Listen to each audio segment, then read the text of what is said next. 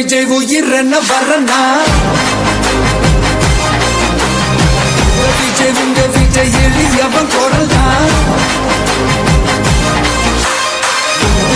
உங்க விஜய் தனியால் இல்ல கடல்னா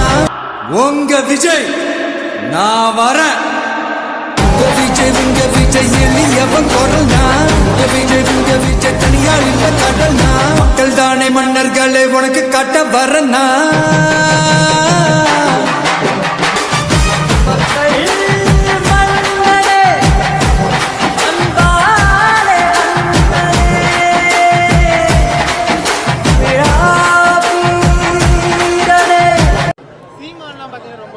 ப்ரோ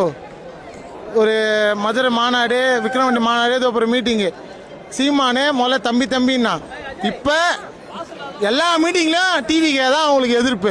என் தலைவர்லாம் ஒரு ஆளவே மதிக்கலை நம்ம ஏன் அவனை பற்றி பேசணுன்றேன் நம்ம திமுக பற்றி பேசினா போதும்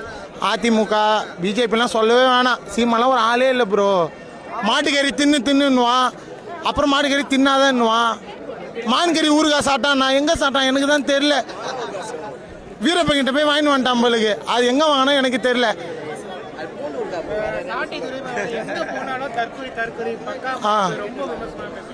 திமுக காரனுங்களா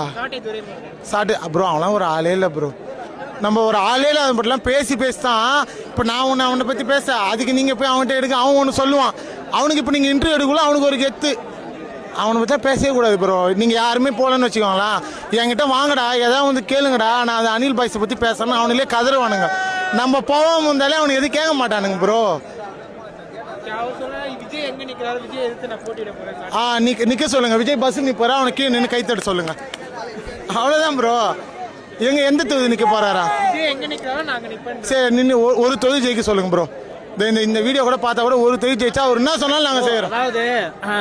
வெறும் ஃபோட்டோ மட்டுமே வச்சு கிட்ட 113 கவுன்சிலர் மட்டும் அவங்க ஜெயிச்சிக்கிறோம்.